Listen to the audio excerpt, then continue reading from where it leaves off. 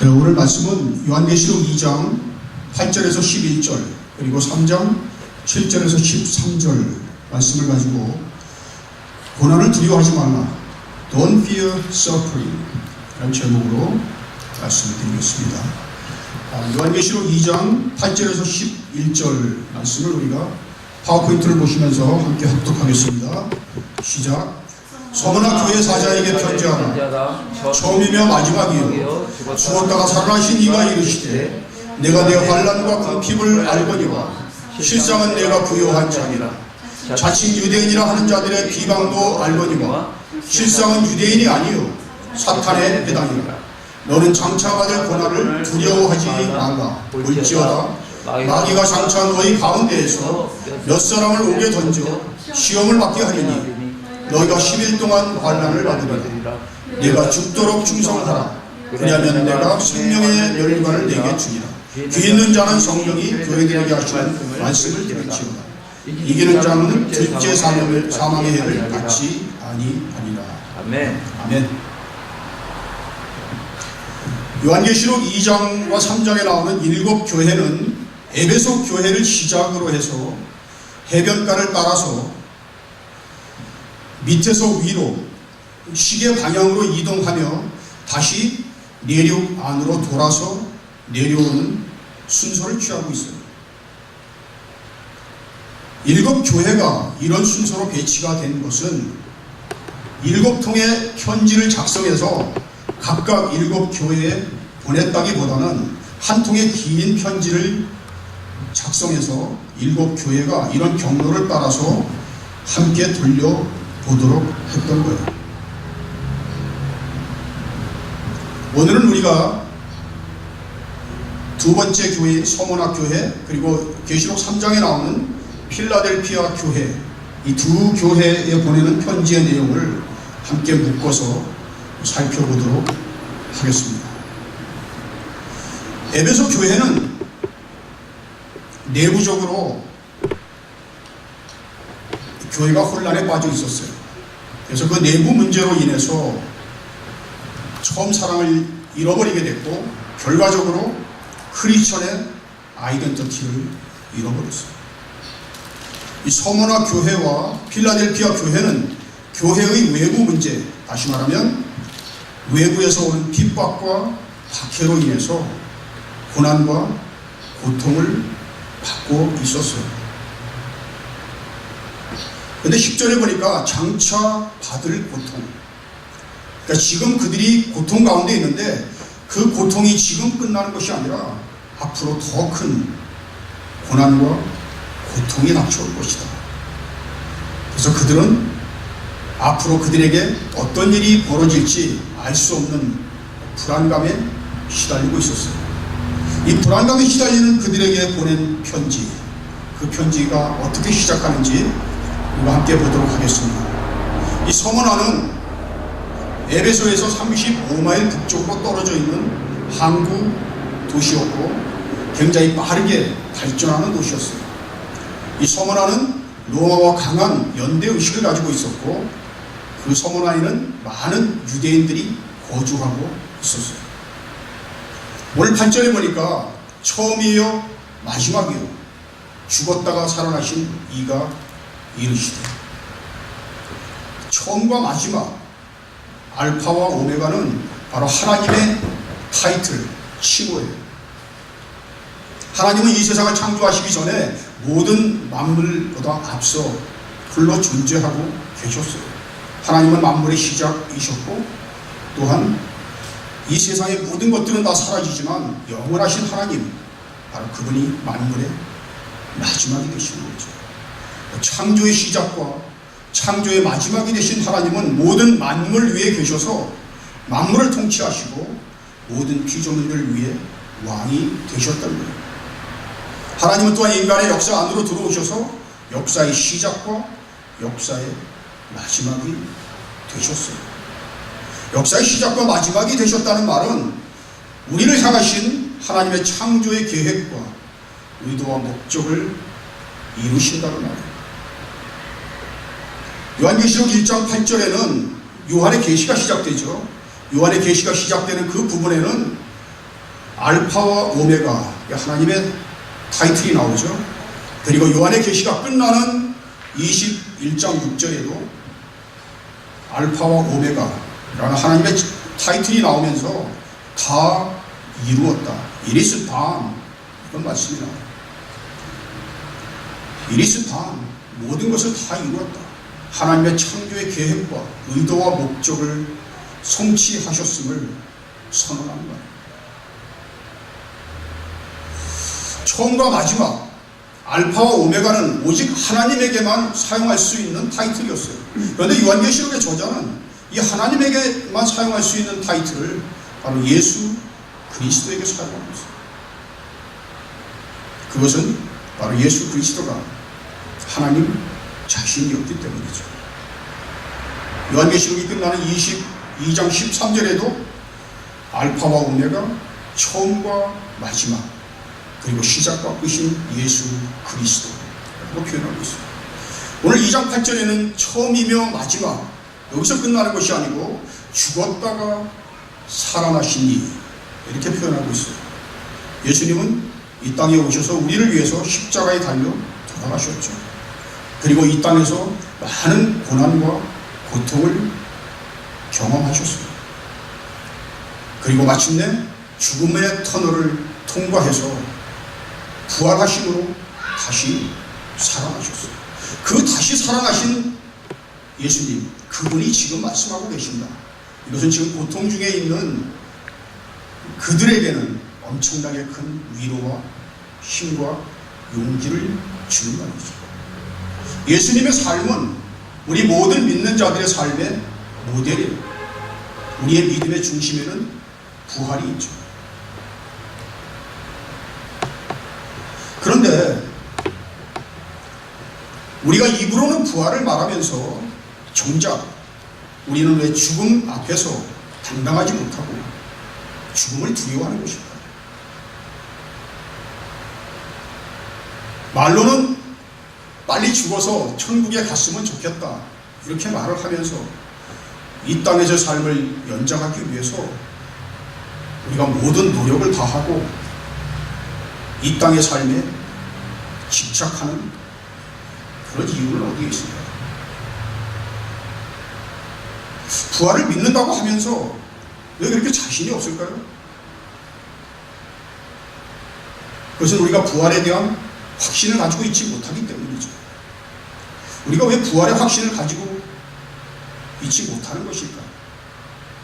우리가 이 땅에서 오래 사는 것도 중요하지만 이 땅에서 우리가 어떤 삶을 사느냐 하는 것이 더 중요한 문제예요. 내가 이 세상을 떠난 후에 누군가가 나를 기억하는 사람이 있다면 그 사람이 나의 삶을 어떻게 평가할 것인지, 그 사람은 내가 어떤 삶을 살다가 간 사람으로 기억할 것인지가 더 중요한 거예요. 서머나 교회와 필라델피아 교회는 많은 고통과 고난 속에 있었어요. 그런데 이 고통은 우리로 하여금 우리 인생에서 정말 소중한 것들이 무엇인지를 깨닫게 하는 중요한 기회를 제공합니다. 제가 휴대폰을 들고 다닐 때는 그것이 그렇게 소중한지를 몰랐어요. 그런데 어느 날 갑자기 제가 휴대폰을 잃어버렸어요. 기억이 안 나요. 식당에다 놓고 왔는지 어디다 놓고 왔는지를 모르겠어요. 그리고 그때 이 휴대폰이라는 것이 나에게는 절대적으로 필요하고 소중한 것이구나. 우리가 가지고 있을 때는 몰랐는데 그 물건을 또는 사람을 잃어버리고 나면 그 사람의 가치, 그 물건의 가치와 소중함을 깨닫게 되는 거죠. 여러분, 우리 인생에서 가장 소중한 것은 무엇일까요? 우리가 이 땅에 살면서 없어서는 안 되는 우리의 삶에 꼭 필요한 것들이 많이 있어요. 그러나 그 중에서 가장 소중한 것은 바로 생명이라는 생명. 오늘 서문학교에 보내는 편지는 2장 8절에서 죽었다가 살아나시니 생명으로 시작을 하죠. 그리고 11절에는 내가 생명의 면류관을 주겠다. 그리고 12절에 가서는 너희가 둘째 사망의 해를 받지 아니하리라. 생명으로 시작해서 생명으로 끝나고 있어요. 서머나 교회에 보내는 편지의 핵심 메시지는 생명에 있어요. 이 생명이라는 단어가 헬라어로는 조에라고 합니다. 한번 따라해 보실까요? 조에. 히브리어로는 카임이라고 하는데 보통 카임이라는 단어보다는 카이라는 단어를 주로 쓰고 있어요. 유대인들이 하고 다니는 그 넥타이라든지 어디 기념품에 보면 카이라는 단어, 살아있다는 뜻이에요. 살아있다. 카이.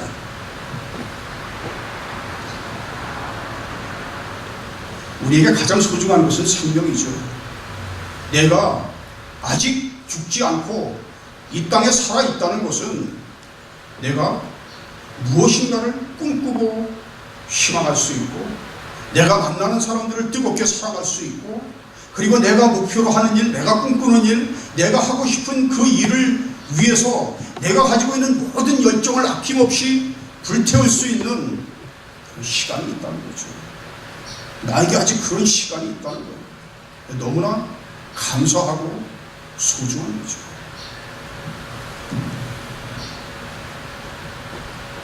제가 여러 차례 그 부분적으로 생명, 영원한 생명, 영생, 그래서 몇 번 말씀을 드린 적이 있는데 오늘 확실하게 한번 정리를 하겠습니다. 우리가 영생하면 죽어서 영원히 사는 것이라고 많은 사람들이 생각하지요. 그런데 예수님께서 요한복음 17장 3절에 영생이 무엇인지를 우리에게 가르쳐 주셨어요. 요한복음 17장 3절을 한번 같이 읽겠습니다.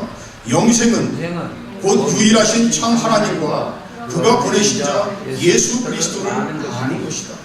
영생은 죽어서 영원히 사는 것이다. 예수님은 이렇게 가르쳐 주지 않고 영생은 무엇이라고요? 예수 그리스도를 아는 것. 영생은 하나님을 알고 예수 그리스도를 아는 것. 바로 그것이 영생이다. 우리가 누구를 안다는 것은 하루아침에 안 되죠. 오랜 시간 동안 그 사람과 같이 교제를 나누고 시간을 보낼 때 그 사람이 어떤 사람인지 알게 되는 거예요. 우리가 믿음의 생활을 한다는 것은 예수 그리스도를 만나고 예수 그리스도 안으로 들어가서 날마다 조금씩 예수 그리스도를 알아가는 거예요. 그리고 우리의 믿음의 끝에서 우리가 예수 그리스도와 내가 온전히 하나가 될 때, 하나님과 예수 그리스도와 그리고 우리가 속해 있는 이 믿음의 공동체가 온전히 하나가 될 때, 그때 우리는 내가 하나님을 안다, 내가 예수 그리스도를 안다 라고 말할 수 있을 거예요. 완전한 암, 하나님과 예수 그리스도를 완전하게 아는 그날이 바로 구원의 완성을 이루는 날이에요. 영생, 영원한 생명. 이 영원하다는 말은 시간적으로 영원하다라는 뜻도 있지만 퀄리티 면에서 영원하다라는 말은 참, 진짜 이런 뜻이 있어요. 다시 말하면 영원한 생명은 진짜 생명, 가짜 생명이 아니고 진짜 생명, 참 생명. 지금 우리가 살아있다고는 하죠. 우리가 생명을 가지고 있다고는 하지만 이 생명은 시간이 지나면 없어지는 거죠. 사라지는 거죠. 진짜 생명이 아니에요. 참 생명은 누구만 갖고 계실까요? 하나님만 갖고 계십니다. 그리고 그 하나님은 자기 안에 있는 참 생명, 그 생명을 아들인 예수 그리스도에게 주셨어요. 그 참 생명을 받을 수 있는 그런 자격을 가진 사람은 하나님의 아들이어야만 하는 거예요.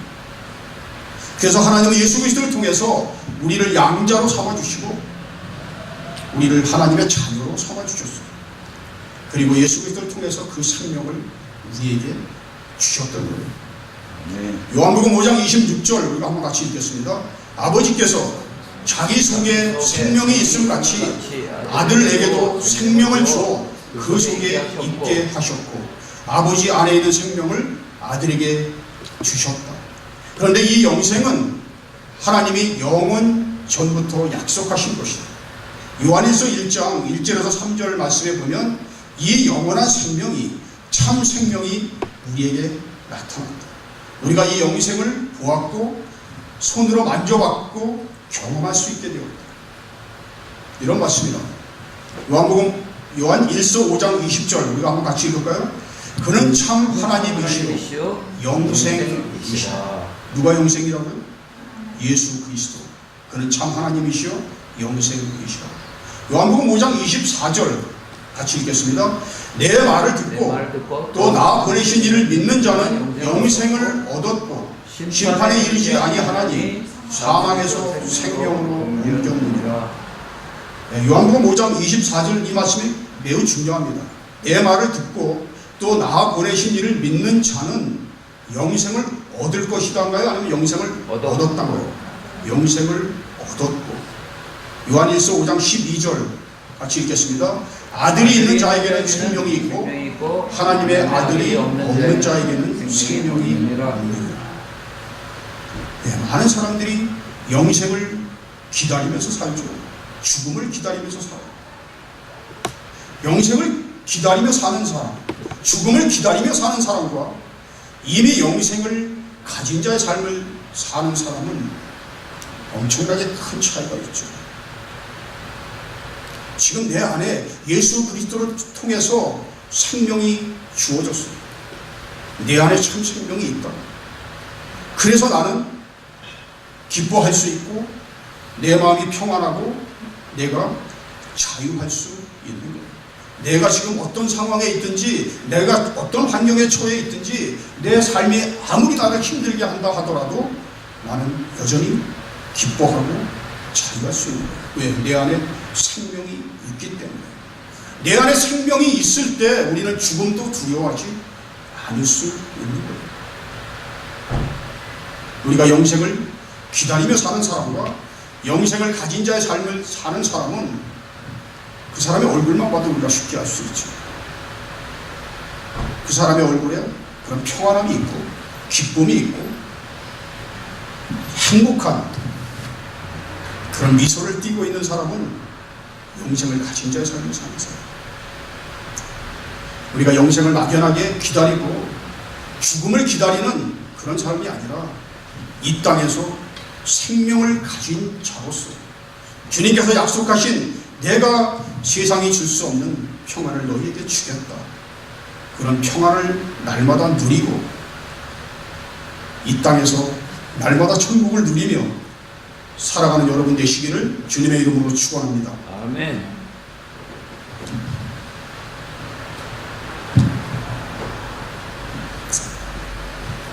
이 장 9절에 보니까 내가 내 환난과 궁핍을 알거니와 실상은 내가 부요한 자니라. 자칭 유대인이라 하는 자들의 비방도 알거니와 실상은 유대인이 아니요 사탄의 배당이라. 이런 말씀이 나옵니다. 내가 내 환난과 궁핍을 알거니와. 소모나 교회 성도들은 극심한 가난과 빈곤에 시달리고 있었어요. 그들이 살고 있는 소모나라는 도시는 굉장히 빠르게 발전하는 도시라고 말씀을 드렸죠. 그렇게 빠르게 발전하는 도시 안에 살고 있는 그들이 왜 그토록 가난과 빈곤에 시달려야만 했던 것일까요?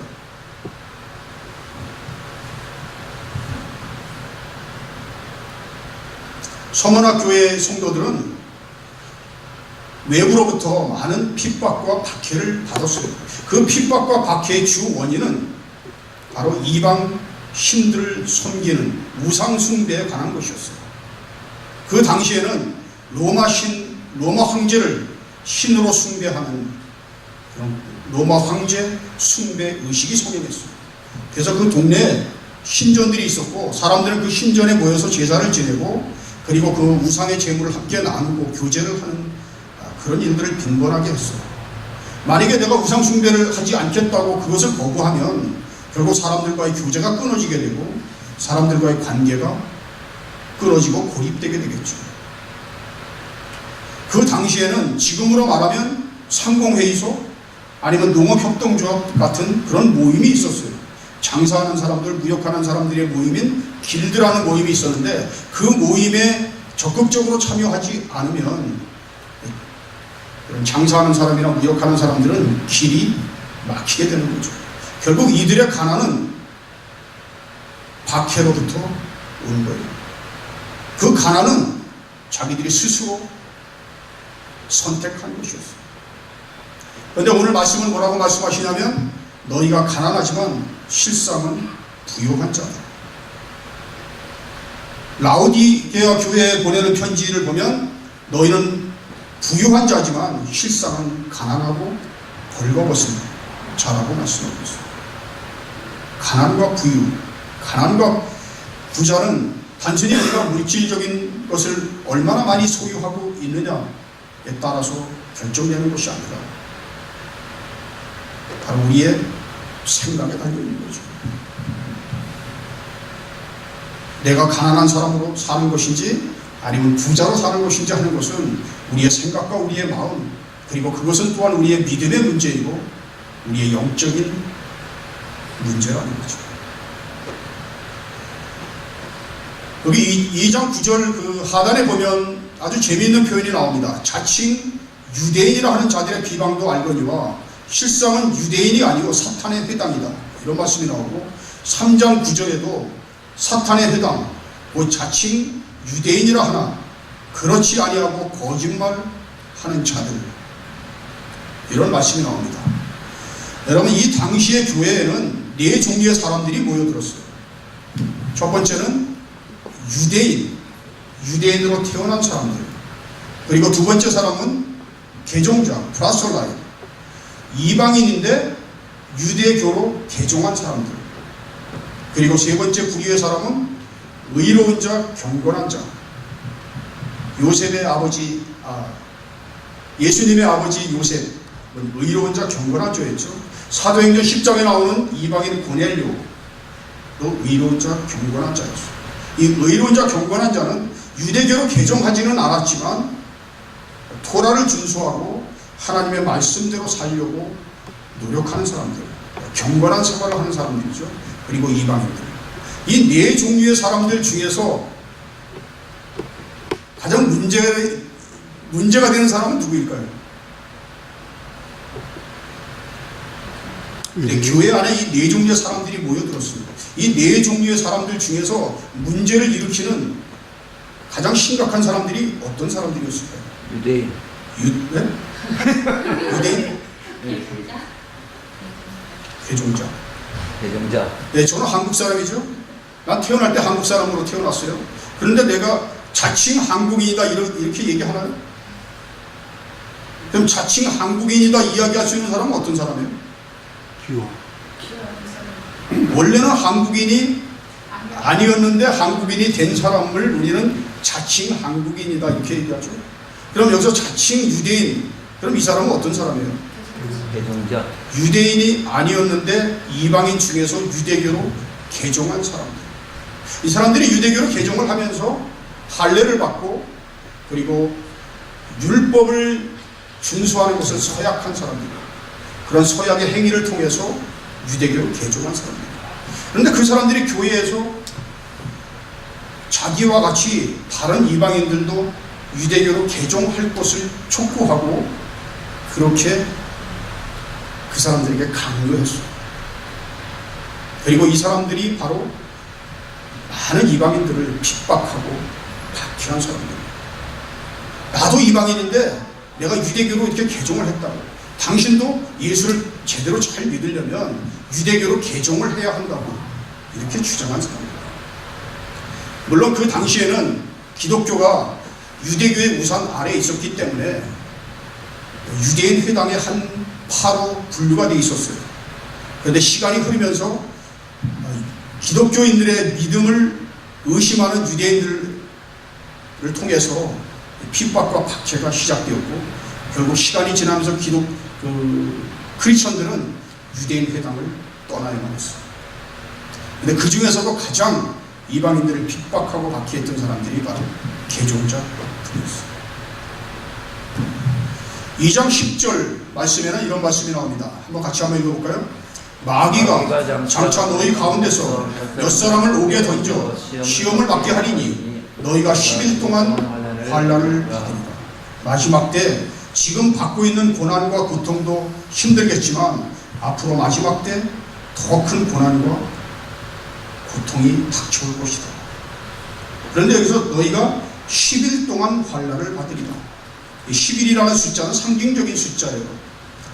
10일이라는 숫자는 일정 기간, 정해진 기간. 그런데 그 기간이 무한정 긴 기간이 아니라 짧은 기간 동안 너희가 환난을 받을 것이다. 이렇게 경고하고 있어요. 그런데 3장 10절에 보니까 3장 10절 한번 같이 한번 읽을까요? 내가 나의 인내의 말씀을 지켰은즉 내가 또한 너를 지켜 시험의 때를 면하게 하리니 이는 장차 온 세상에 임하여 땅에 거하는 자들을 시험할 때라. 여러분 2장 10절에는 장차 너희들에게 큰 고난과 그런 환난이 닥칠 것이다 이렇게 예고했고, 그런데 3장 10절에 가서는 그 환난의 때를 면하게 해주겠다 이런 말씀이 나옵니다. 이 말씀이 무슨 뜻일까요? 너를 지켜 시험의 때를 면하게 하겠다. 예수님께서 이 땅에 다시 오시면 많은 성도들이 다 하늘로 올라가서 예수님이 그 믿는 자들을 다 데리고 어디론가 피신해서 숨어 있다가 환난이 끝나면 다시 돌아오신다는 말인가요? 아니면 이 환난의 때를 견디게 해줄 수 있다는 말인가요? 어떤 뜻일까요? 견디게. 이 말이 환난의 때를 면하게 해주겠다. 이 면하다 하는 말이 헬라어로는 테레오라고 합니다. 한번 따라해 보실까요? 테레오. 테레오는 무슨 뜻이냐면 지켜보다, 지키다, 보호하다, 보존하다. 여기서 눈에 띄는 단어가 보존하다 라는 뜻이에요. 요한복음 17장 15절에 이런 말씀이 나옵니다. 내가 비옵는 것은 그들을 세상에서 데려가시기를 위함이 아니요 다만 악에 빠지지 않게 뭐하기 위함이다? 보존하시기를 위함입니다. 계시록 7장 14절 함께 읽겠습니다. 내가 말하기를 내 주여 당신이 아시나이다 하니 그가 나에게 이르되 이는 큰 환난에서 나오는 자들인데 어린 양의 피에 그 옷을 씻어 쉬게 하였느니라. 요한계시록 7장에는 14만 4천 명이 나와요. 이마에 인을 받은 자, 하나님의 선택을 받은 자. 그런데 이들이 환난을 피해서 어디로 도망갔다 오는 것이 아니라 큰 환난에서 뭐 하는 자들이라고요?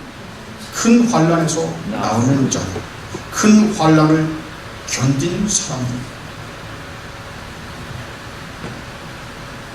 결국 성경에서 말하는 환난의 때를 면하게 해준다는 말은 환난의 때를 피하게 해준다는 말이 아니라 우리가 큰 환난을 참고 견뎌낼 수 있도록 우리에게 힘을 주시고 우리와 함께 하시고 우리를 보호하시고 함께 하신다는 거예요.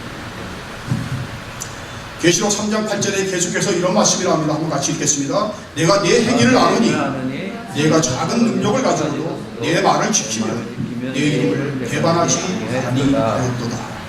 내가 내 행위를 안다. 그런데 그 행위가 내가 작은 능력을 가졌다 이렇게 말씀하고 있어요. 하나님은 우리에게 많은 것을 요구하는 것이 아니라 우리가 가지고 있는 아주 미약한 힘, 그 작은 힘을 기뻐하시고 우리가 비록 그 작은 힘을 가지고서도 하나님의 말씀을 지키고 하나님을 배반하지 않도록 우리와 함께 하십니다. 우리가 약할 때 우리에게 강함을 주시는 거죠. 그런데 이 행위를 10절에는 다시 이렇게 말씀하고 계십니다. 내가 나의 인내의 말씀을 지켰은즉. 무슨 말씀이요? 인내의 말씀. 원어에 보면 나의 인내, 예수 그리스도의 인내의 말씀 이렇게 기록하고 있어요. 11절에 계속해서 내가 가진 것을 굳게 잡아 아무도 내 면류관을 빼앗지 못하게. 작은 능력, 바로 그 작은 능력은 어떤 능력인가요? 우리에게 작은 미약한 힘이 있어요. 그런데 그 작은 미약한 힘은 어떤 힘이에요? 인내하는 힘. 하나님은 우리에게 무엇을 요구하신다고요? 인내를 요구하십니다. 참고 견디는 것. 우리의 믿음에 우리가 믿음을 갖는다 하는 말은 다른 말로 하면 인내를 갖는다. 우리가 지난 시간에 인내에 대해서 잠깐 말씀을 드렸는데 우리가 한 발 깊숙이 더 들어가 보겠습니다. 자, 여기 두 여자가 있습니다. 같은 여자일까요? 다른 여자일까요? 같은 여자겠죠? 같은 사람이에요? 다른 사람이에요? 같은 사람. 같은 사람이에요? 네. 이 두 사람은 같은 사람이에요. 근데 이 사람이 굉장히 막 이렇게 몸이 뚱뚱했었는데 다이어트에 성공해서 아주 날씬한 사람으로 바뀌었어요. 이 사람이 이렇게 날씬한 사람으로 바뀌는데 얼마나 걸렸을까요? 6개월? 9개월이 걸렸어요. 9개월. 다이어트를 9개월 해서 이렇게 날씬하게 되는데 성공했어요. 여기 제가 아주 흥미로운 그래프 하나를 보여드리겠습니다. 시간과 성과를 보여주는 그래프. 우리가 다이어트를 하는데 많은 사람들이 다이어트를 하다 실패하죠. 왜 그럴까요? 아, 내가 살 좀 빼야 되겠어. 작심삼일. 인내심이 없어서. 네, 왜 사람들이 인내심을 잃어버릴까요? 이 그래프에 보시는 것처럼 내가 다이어트를 하겠다고 마음을 먹고 밥을 안 먹고 막 열심히 일을 악물고 하는데 결과가 금방 나타나나요? 안 나타나나요? 결과가 전혀 나타나죠. 그래서 계속 이 그래프를 보면 밑에서 계속 움직이고 있어요.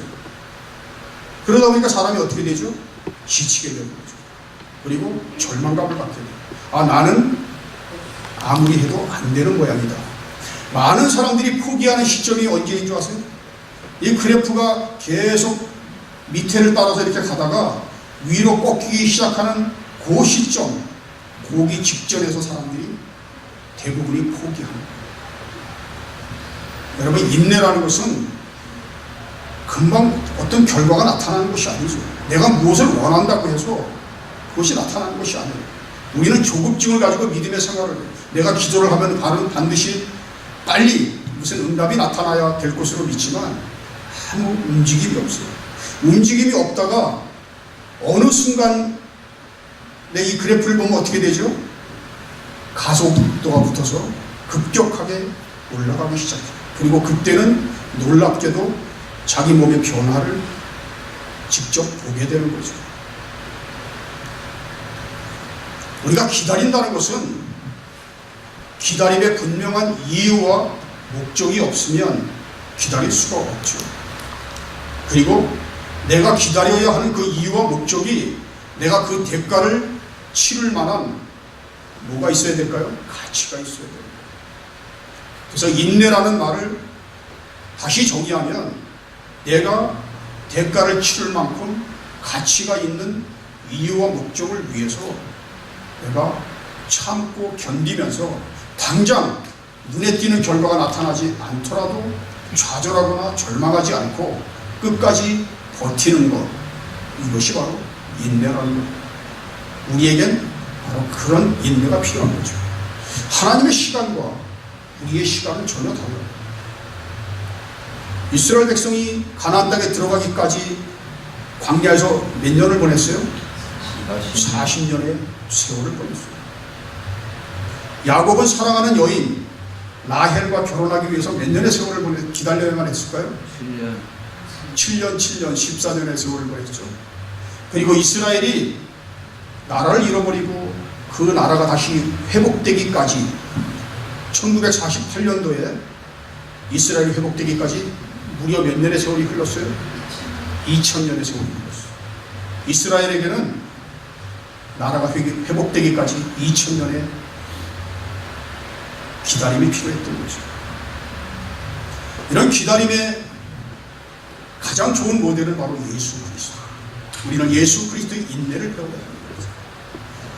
데살로니가 후서 3장 5절에는 하나님의 사랑과 그리스도의 인내에 들어가게 하시기를 원하노라, 이런 말씀이 나오고, 히브리서 12장 1절 3절에 보면 얽매이기 쉬운 죄를 벗어버리고 인내로서 우리 앞에 당한 경주를 하여 믿음의 주여 또 온전하게 하시는 이 예수를 바라보자. 그는 그 앞에 있는 기쁨을 위하여 십자가를 참으사.